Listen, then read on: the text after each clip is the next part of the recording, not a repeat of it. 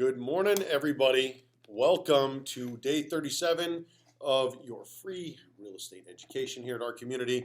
Thank you for tuning in. We've actually got a new link today.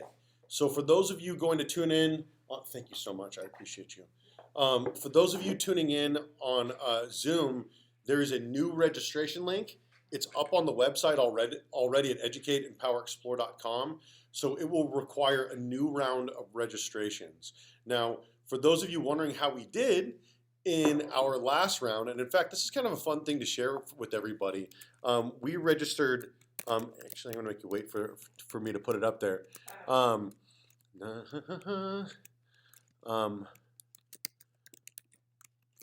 right.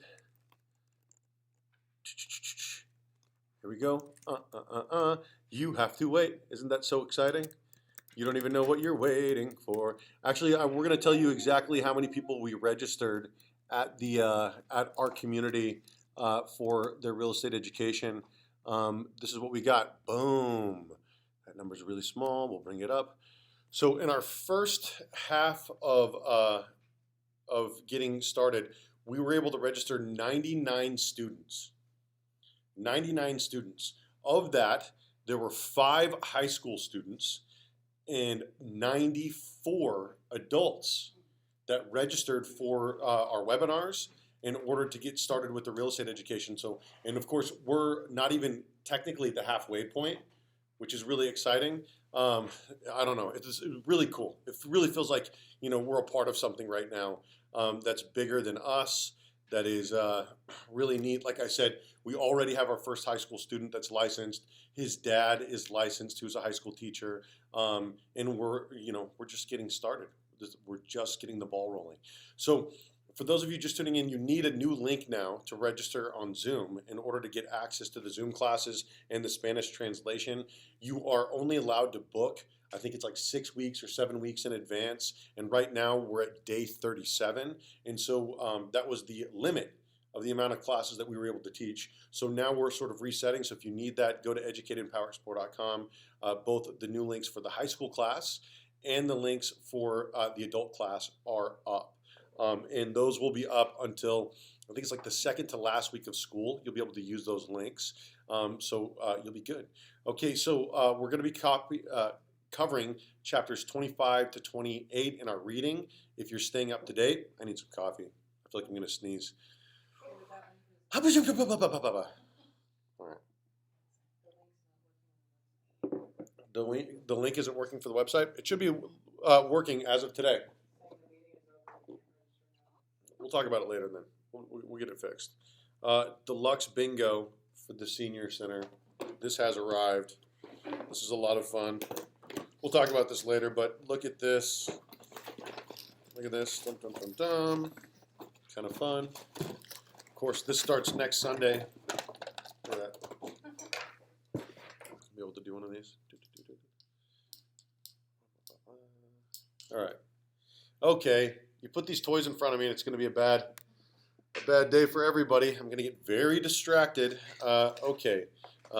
Bingo. Look at this. So fun. So fun.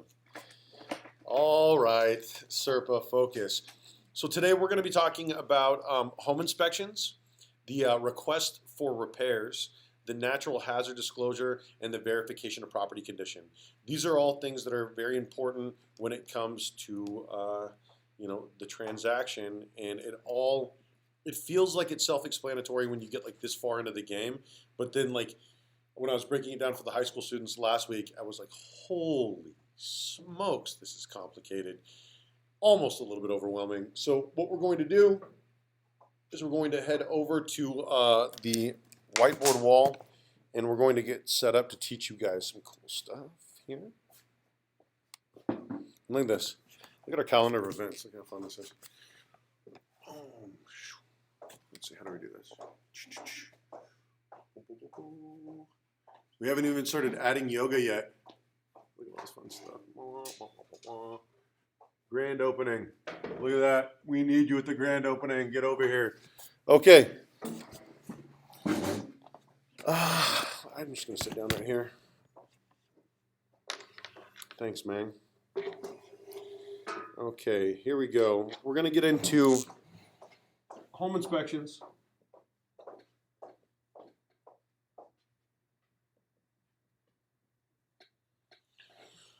We're going to talk about the request for repairs.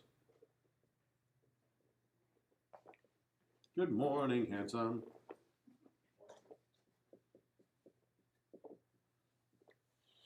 Request for repairs, the natural hazard disclosure, and the verification of property condition. Hiya, hiya, hiya. Get rid of this too. This feels like a billboard.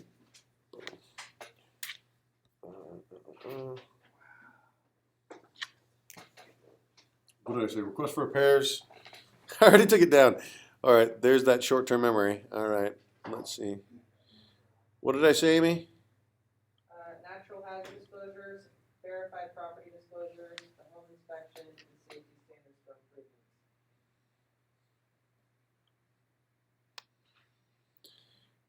Yeah, you're right. Okay. Natural hazard disclosure. Thanks, Holmes. Yeah.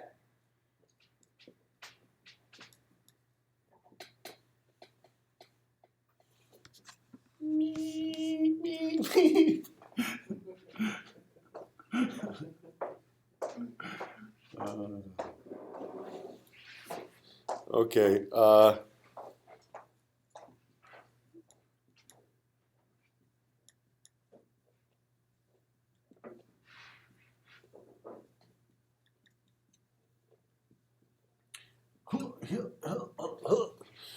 Okay, here we go. This is probably not going to be super fun, but that's okay. Okay, so you've got your home inspection, and of course, this is something that we talked about earlier that not a lot of people are doing, but you can actually, and it's encouraged in the reading that you. I look like Count Dracula. I probably need to move this light a little bit.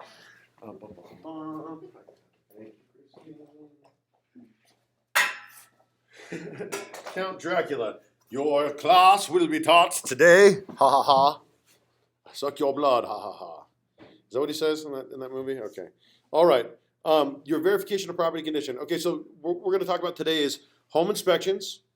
And this is going to kind of break up into a couple of different parts, right? So you've got your actual home inspection.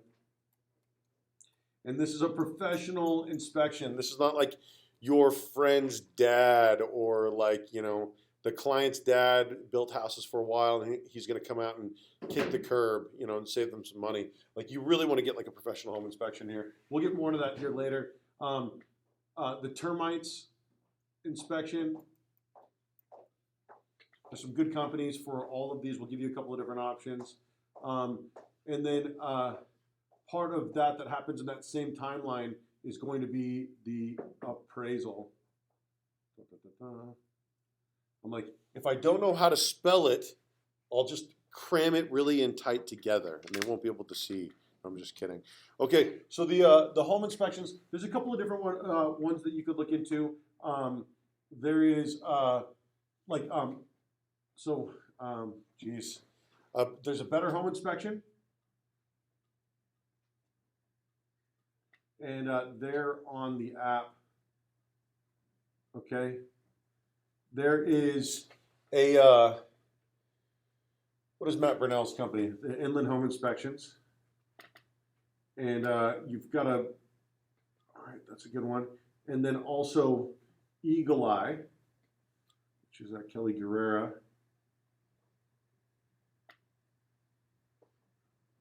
Okay, so those are three different home inspection companies that you can look into that all will get that done for you. A couple of different termite companies that, so for termite, you've got Ritchie's, you've got Rockwell. What's Brett Rockwell's company? Okay, and then you've got Deanza. Okay, those are all different termite companies that you can look into. You cannot choose a home appraiser. A lot of people say, well, hey, can't you just choose the home appraiser and then do you know them or whatnot? No, you cannot choose the home appraiser. The home appraiser is supposed to be this neutral third party that's assigning, that's going to choose value and establish value. And really, what they're doing is they're protecting the interest of the bank, right? Because, gosh, I'm going to jump all over the place if I'm not careful here.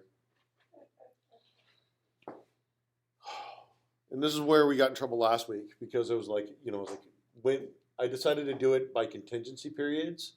Oh yeah, and then in part of this home inspection in that same period, and this is not part of the contingency period, but you're also going to have loan approval that you're dealing with.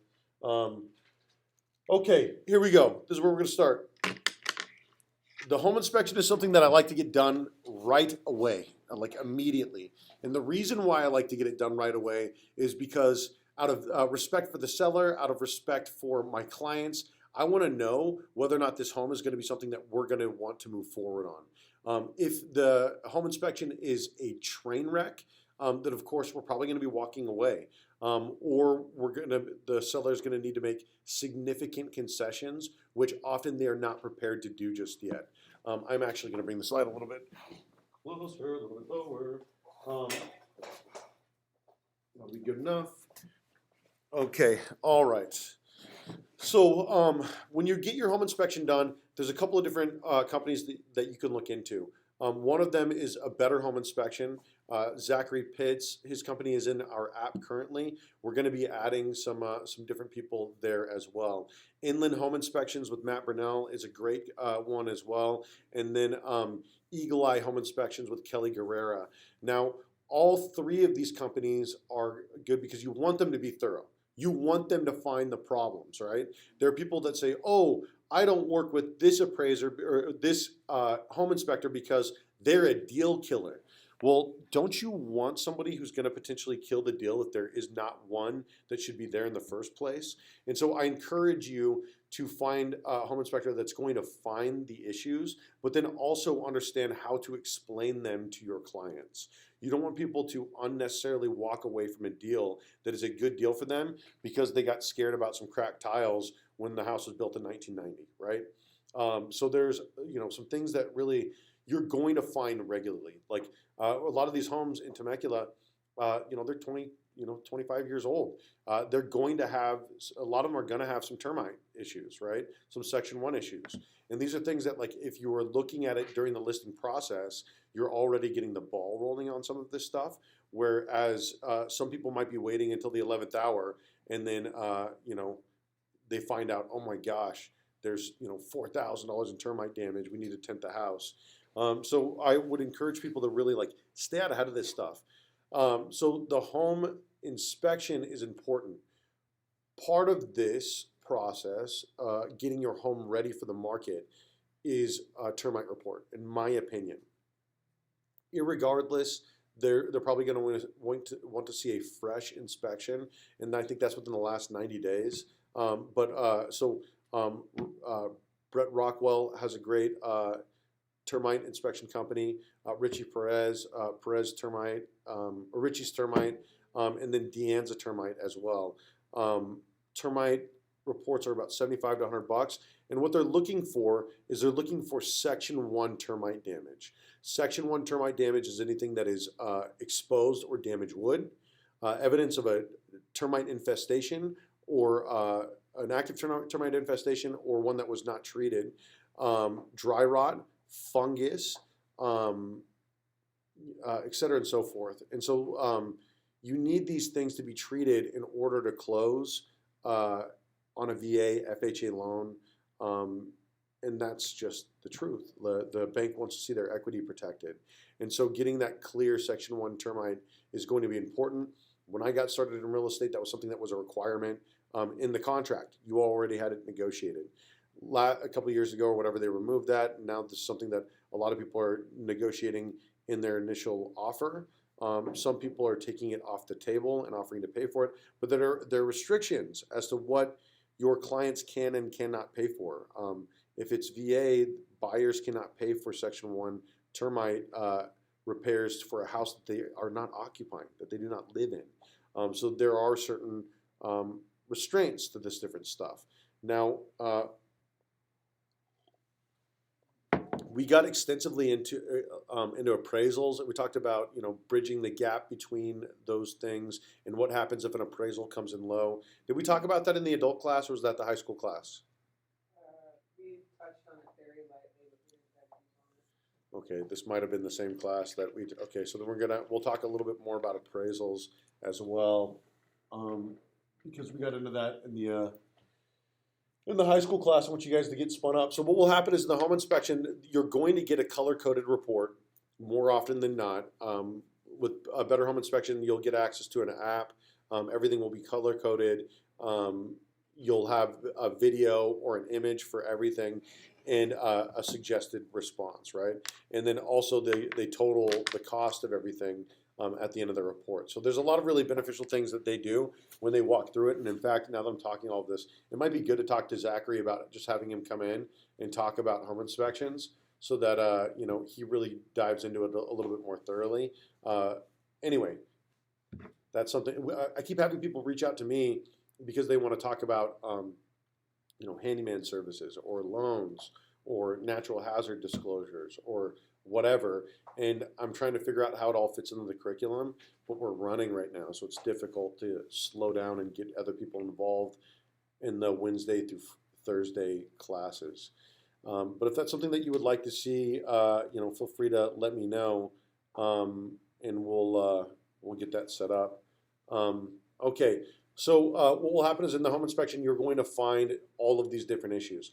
Now, green is it's good to go. Yellow, I think, is it's something that you probably should address at some point or another, but it is not technically a health and safety related issue. Whereas red is something that is a health and safety related issue. Now you want something to. I'm sorry, I'm reading some of the comments here. You want these home inspections to be color coded in that way, because otherwise what will happen is you'll get this huge report of just all of these different problems that are wrong with the house, and it can feel very overwhelming for a buyer, especially a first-time home buyer who's not necessarily used to buying resale, right? It's not like necessarily buying a new home. You are going to find some issues more than likely. You just have to determine which of these issues are deal killers. So what do you do when you get back this report? Well, you determine what you're going to send over, what you're going to ask for. Now, understanding in a seller's market right now, which we are in, inventory is low. They don't necessarily have to agree to a lot of these repairs. They know that there's another buyer waiting in the wing, and in fact, they'll probably be able to sell their house for $10,000 or $15,000 more than they went into contract with you at, right? And so sellers are less likely to negotiate in a seller's market, whereas in a buyer's market, when the inventory is high, it's a lot easier to get them to agree to do some of the stuff. That being said, there are also restrictions to what can and cannot be done. So sometimes what you'll see is you'll say, these are for health and safety related issues. That's the truth, 100%. It is not for cosmetic things like fresh paint or new carpet or whatever. And so what happens is sometimes people will be like, oh, well, carpet is a health and safety issue. My kid has asthma. And then you've got to figure out how to structure that in a way that the carpets are getting replaced and that the buyer's staying into the deal, right? So there's a lot of different things to consider. Now, that being said, you cannot credit back to a VA or FHA buyer for these cosmetic repairs. It doesn't work that way. It's a different type of a loan program to where like the VA rehabilitation loan, to where you can buy houses and then actually restore them or whatnot, flip them basically for yourself and to occupy. But you cannot take, you can't buy residential real estate and then have a seller credit back $15,000 for paint and carpets and a new kitchen, right? That's not something that the VA is going to allow. They're not going to loan on it. Again, like I said, unless you get like the VA rehabilitation loan, but then that's not coming from the seller, that's coming from the loan, and it's a different thing altogether. Of course, like you could see, there are a lot of things to consider when it comes to home inspections and the request for repairs. So what happens more often than not, really, okay? So if you're advising the buyer, what I suggest doing is, let's say 15 things come back, and I'm like, okay, well, let's prioritize. First off, what is health and safety related, right? So, okay. So what is health and safety? Okay. Now, second, um, you don't want to pick a bunch of things. Like I said, pick two or three, five tops, five items, right? So then that way, when you're submitting that request for repairs, unless it's a train wreck, right? Unless it's a train wreck, and you've got to submit a whole bunch of things, and then don't give the seller an opportunity to respond. Don't just cancel, because a lot of times, like, a seller will do a lot when they're in a situation like, let's say you're buying a house on land, and there's not a lot of people buying in that inventory right now, buying in that market. People are more likely to do things that they need to do in order to, like, get a well up to code, or make sure that the foundation of the house is good, like the real stuff, right? So anyway, pick 2 to 3, 5 items tops that you're going to pick. So if it comes with 17 and you send over 17, in me as a listing agent, if I get 17 items on a request for repairs, or someone says, see attached home inspection report, which I've gotten that before, right? And then I look at it, I'm like, well, I'm not going to fix 38 items or 17 items. I wouldn't expect you to do that. This is resell. Let's pick, 1 or 2 of the big ones and a couple of little ones, and then we'll throw them in there, right? And then we'll counter back. Or, that's what I will advise them to do, because pigs get fed and hogs get slaughtered. So if you're going to act like a hog during the negotiation for the request for repairs and try to make up some of what you've gained or some of what you feel like you've lost during the initial negotiations, you're going to be let out to pasture. And that's just the truth, especially in this market. People don't like being taken advantage of on either end of the transaction. And in fact, I'm in a situation right now where a VA buyer got their offer accepted over some other offers that were higher, because people are like, hey, listen, I have more than enough money, but I want a veteran to occupy this home. This is where I started my family.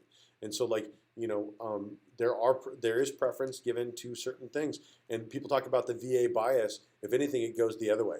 If anything, people love veterans in this community. They're very supportive. People have a lot of equity in their home. They're like, is VA dead? No, VA's not dead. People love vets, right? So anyway, I'm getting off onto a tangent. So anyway, send over a reasonable request for repairs if you're a buyer. If you're a seller, send back a reasonable response, right? Like I said, pigs get fed and hogs get slaughtered. So when you get that response, understand things like a cracked tile or slip tile or 5 slip tiles. That's not necessarily a huge deal unless there's evidence of water damage on the inside of the house. This is something that may have happened 12 years ago, and it's never been an issue, but eventually it will be an issue. Or let's say there's a bad GFI or 2. Yes, it is technically maybe a health and safety related issue, but is this something to where you could hire an electrician, pay them less than $200 when you get into the house, and they're going to take care of everything? Or like people get caught up in a couple of plumbing issues, right? Where like a licensed plumber can go in and for less than $500 get everything done, even if there's like 7 items or whatnot. So there's a lot of different things. Oh, Zachary Pitts, our home inspector, he's tuned in. He says yes, he would be happy to teach a class for us. That would be awesome. So then, cool. I'm going to see Zach later today. I think at 2:30 or whatnot. So what we'll do is we'll get that set up for you guys so that we really talk about that from the home inspector's perspective. And by the way, those avocados are lasting, my dude.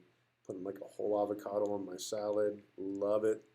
Here we go. Those are considered. Oh, look at how huge that one is. Zach, you're massive. Okay, hold up 1 second here.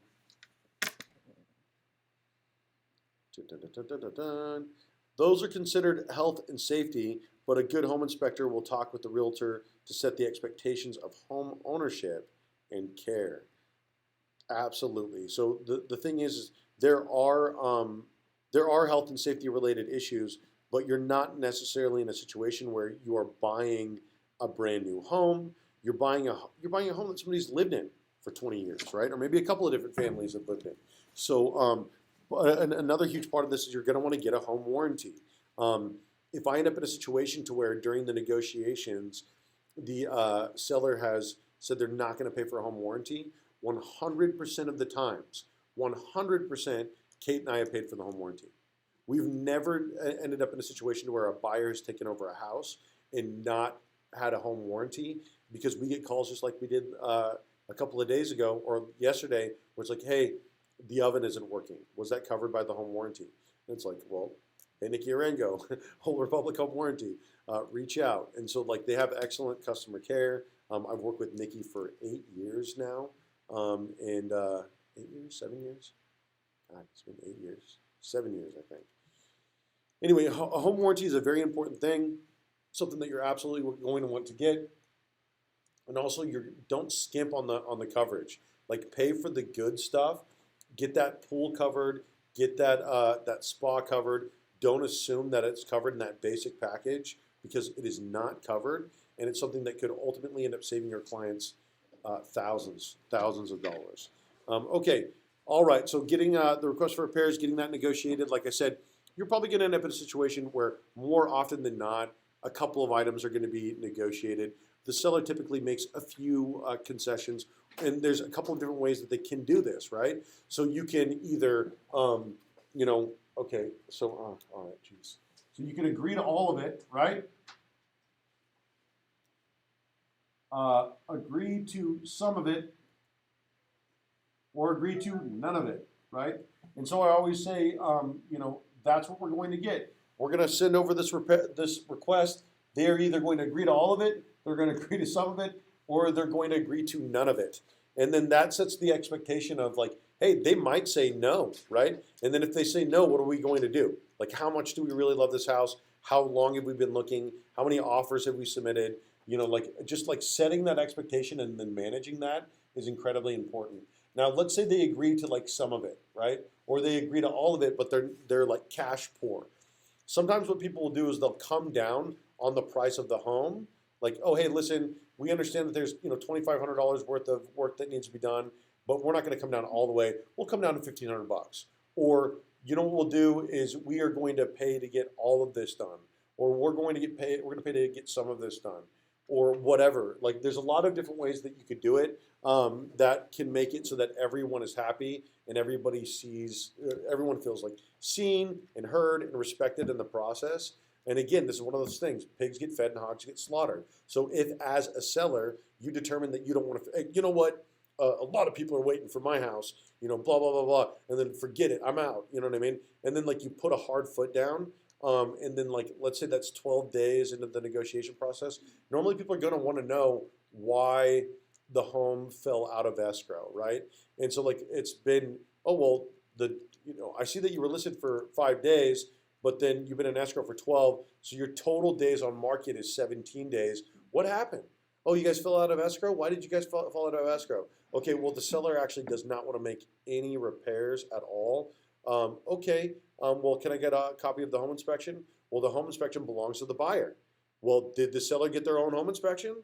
Like we talked about in our classes, like if the seller gets their own home inspection, they're protected. They know exactly what's wrong with their house and what isn't wrong with their house. And in fact, they can provide it on the MLS as part of the disclosures and really protect themselves from being surprised by an exorbitant request for repairs. So that's something that you can absolutely get that taken care of. Okay, does that all make sense so far? There's a lot of different ways okay, all right. Yes, sir. Da, da, da, da, da. I've got some more for you. I'm thinking that's home inspections and avocados, probably. Both of those things are good. Here we go. And then, here we go. This comment actually is not popping up right now. You stubborn machine. Okay, so moving on. Part of this inspection period is going to be the natural hazard disclosure. Now, there's a couple of different companies that you can work with that are great companies. There's Snap NHD with Barbara Moody, who of course is on our app. And then there's also Molly Levine. What company is Molly with? We've got that information in the back end. Do you have it? Okay. And then we've got Molly Levine, of course, and I love Molly. So either way, you can't go wrong. Natural hazard disclosure report is like $75 or $80 or something like that. And it lets you know all of the things that you need to know when making that decision. Like there's a military base nearby where explosive ordnance is constantly going off. Or, there's an airport. You live on a fault line. You live on the San Andreas Fault. You live in a fire zone. And now, of course, if a lot of people in my area we live right next to a dam. So technically, we live in like a flood area. A lot of people out in Awanga, out in Anza, they live in areas that are considered like high fire hazards, and so they have to carry extra fire insurance to cover their property, which actually costs their monthly payment. You know, something that you need to factor in when you're buying out that way is that there's a lot of high fire areas. And of course, I've been out in Awanga and out in Anza a couple of different times where there's been some pretty significant fires, and you can't really get in or out. But that's something that you just have to consider. That's something that pops up during that natural hazard disclosure. Again, earthquakes. If you're buying in Hawaii, and you're like, oh man, what a beautiful piece of property. Why is that property so cheap? Let's buy it. And it's like, oh my God, it's on top of a volcano. You know what I mean? So anyway, I'm kind of playing around a little bit. I'm joking around a little bit, but like you buy out in Texas, like natural hazard disclosure. You live in you live in Tornado Alley. Like there's a high problem. You're going to have to carry extra insurance because every 3 to 5 years this entire area gets wiped out. Okay, well I might want to know that if I'm relocating from California to Texas. So there's a lot of different things that you want to do when you're relocating to a different area. One of those things is you need to understand the natural hazards. Now, a lot of people take this stuff for granted out in California, and it's really scary to find out that, oh, I live in a high fire area because look at the devastation in California due to the wildfires just last year or the year before that. Everything okay, Anselm? Zach looks grumpy. So if you're looking into that and you find that you live in an area where there has been previous fire damage or whatnot, that's something that you want to consider. We joke around about earthquakes out here, but that's just not really that big of a deal. But I can tell you, if you're relocating, 19.8% of people that are leaving California go to Texas, right? And so if those 19.8% of people that are leaving California go to Texas, they're probably going to want to know what part of Texas, where are all the tornadoes? Well, that's something that is probably, of course, you can find that out in Google, but there's a lot of things that you're going to find out on that NHD report that, of course, then that way you're signing it, and then you're acknowledging that, yes, I have received an NHD report. I do know that I live in this area. I do know that that is actually going to cost me some money due to the higher insurance premium in this area, right? Does that make sense? I hope that makes sense. Does that make sense? Cool. So that's the NHD report. Amy's like, oh, I don't know. I don't know if that makes sense. You're out of your mind, David. Huh? You need food. Okay. Okay, so all of that. Okay, 19.8% of people go to Texas, 19.6% of people go to Arizona. But 29.6% of people leaving the state of Texas, do you know where they go? They go to California. Isn't that interesting? People always like, oh, mass exodus out of California. Did you know that since this time last year, there's actually been a higher net migration out of Texas than there has been out of California? Nobody's talking about that, though. Nobody's talking about that. Doesn't fit the narrative. Nobody's talking about that. That's what happens when you actually read. All right, here we go. Here we go. I love all you guys. California love. Tom up in NorCal. Tom, I've literally got that hat sitting out front with your address written on it, and I haven't dropped it in the mail. I'm a bastard. Tom, I'm the worst. Amy says to me on Friday, she goes, oh yeah, hat. You said Ryan, you meant the hat. It's like 5:30. I've already left the office. All right, Tom, I'm the worst. I promise I'll get you a hat. Okay, so that's the NHD report. That's going to be really important, especially like if you're relocating. We're getting a lot of people that are moving out here from Orange County, San Diego, Los Angeles County, and if like I said, you buy land in a certain area, you're going to want to know a lot about it. Like a lot of people, the airport doesn't bother them. Some people that live next to the French Valley Airport, like, I had no idea. It's like, how did you not have it? French Valley Airport's like huge. It's like right there. You drive by it all of the time. But I've never had that problem because, of course, I advise my clients. Okay, all right. Now the last part is the verification of property condition. What's up, Zach? You look real sassy right now, Zach. That's very sexy. Zach looks salty. Huh? Are you listening to like angry music or something? What's on your headphones? Just focus. What are you listening to right now? Alex Clare. I heard the song in Ralph's like 4 days ago, and I was like, hey, I like that song. And I caught the last like 5 seconds of it, and I've spent 3 days trying to remember the name of this song. I'm gonna need to find out what the song is at this point. But you look so angry. I'm glad that you're feeling focused. Good morning at work today, but got a chance to catch some of this. Feel free to run it back, player. You could go ahead and watch this from the beginning. It's been very exciting. Okay, now we're going to go ahead and touch on the verification of property condition. This is the last part of today's class. Should I put notes here? Fire, earthquake, tornadoes, hurricanes, volcanoes, sharknadoes.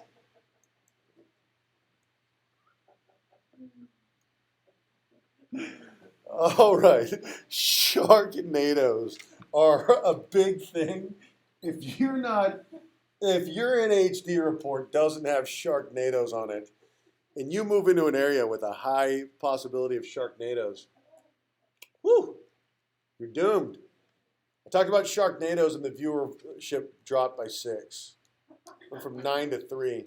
Apparently, people are terrified about sharknadoes. Breaking news, people are terrified of sharknadoes. All right, verification of property condition. Focus, SERPA. We've got 8 minutes to go ahead and break this thing down here.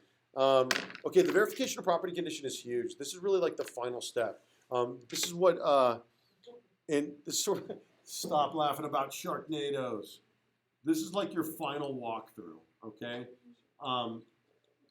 You want to make sure that you're doing this before you sign loan docs. When are you going to do this? Before you sign loan documents. And why are you going to do this before you sign loan documents? What is this? Baby shark. Baby shark? Oh, baby sharks. Did I say something about? Did I say do? I'll tell you what. I've got a 1.5-year-old, and every time that he gets in the bathtub, he has this damn thing that sings "Baby Shark," and it's a baby shark, and it cruises around the bathtub, and it sings freaking "Baby Shark," and it goes through the whole damn song again and again and again, and I'm sitting there like, I'm so tired. Anyway, Daddy Shark gets real tired at the end of the day.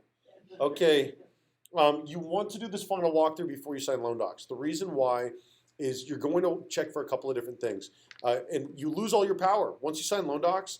Once you get all of that in, and you can be like, don't fund it, but now it's like verbal. It's like, okay, I promise we're not going to fund it. Oh, we promise we're not going to close, right? But like after you've done all that stuff as a buyer, you're kind of like you're in the fast track to close. So before you sign loan docs, do the final walkthrough. Now, what does this mean? That probably about like 5 days at least or so. 5 days. Would you say 5 days, Zach Bach? 5 days before closing, doing the final walkthrough?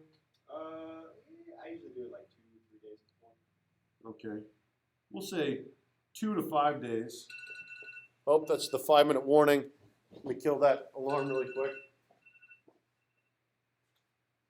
And this really depends on the length of the escrow and the amount of things that end up happening. But 2 to 5 days before closing is when you're going to do this. And what you're doing is you're checking for any agreed upon repairs that were done. And these include like the repairs that were done by, the licensed people, like the contractors, etc.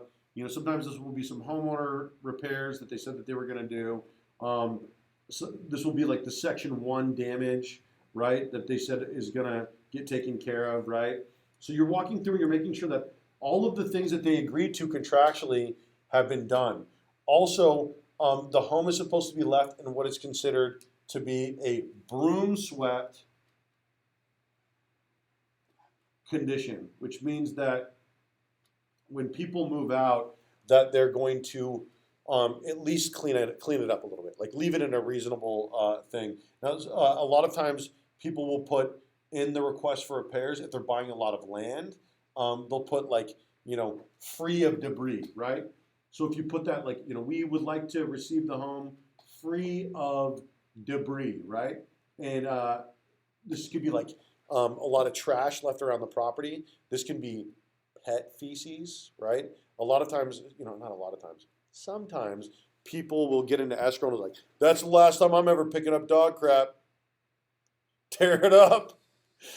Bring all the neighbor dogs over. Everybody crap all over the property. There's like sheep and humans and goats and alpacas. Everyone's just pooping all over the place. Baby shit, baby diapers. Everyone's just like pooping all over this property. So anyway, that's why buyer to receive the property free of debris, including various forms of excrement. Anyway, but I'm telling you, like this is like not all to this degree, of course, but like my clients have taken over property where like somebody let their Rottweiler just like crap all over the place for like 30 days. When we saw the house, there was no poop issue. Also, things like just to go ahead and move on from the poop. Like you want to make sure that the grass is still green. So the one last thing, more or less the same condition as when you originally viewed the property, right? So minus the repairs, of course, right?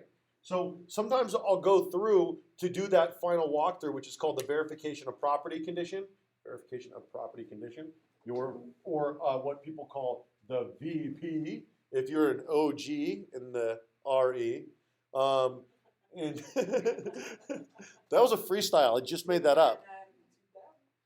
Okay, in the 951 out here with us. Okay, so your verification of property condition or your VP, you want to make sure that it is in more or less the same condition, that the grass is green, that it's free of debris, broom swept, the section 1 damage has been taken care of, that the homeowner, everything that they said was going to be done, that all of the license repairs were handled, and then, oh yeah, one more freaking thing. You want to make sure that everything that they said that they were going to leave is there, right? So like, that's going to be, did they say that the fridge was going to be there? The fridge better be there, right? And I've been in that situation where they've had to bring it back. Like, oh, can we bring a different one? No. It's that fridge. That's the one. And I hate to do that. I hate to be that guy, but that I don't get paid to be the good guy. I get paid to be the bad guy and say, hey, it's in the contract. Look at the contract, right? And then if it isn't in the contract, that's my fault. And then I guess I'm buying a freaking fridge if I didn't express that, right? And I was gonna say I've been in that situation, but haven't been in that situation. I've paid for termite repairs before.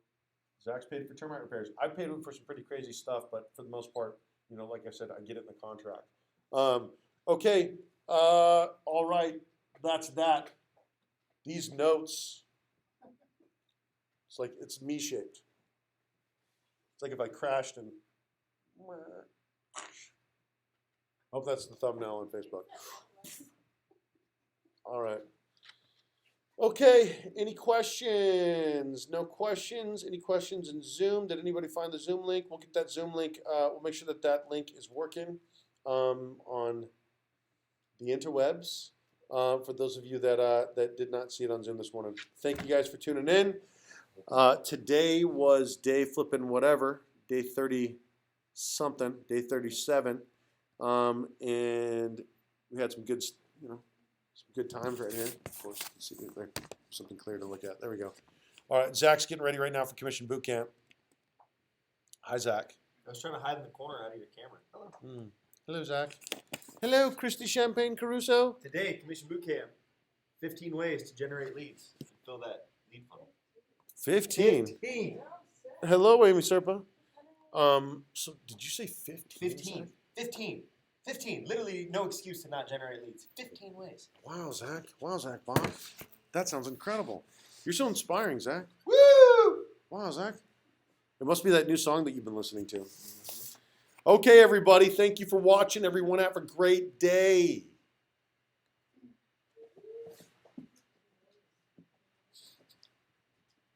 I'm not a crook. All right. Bye, everyone. Adios. Peace and chicken grease and all that good stuff.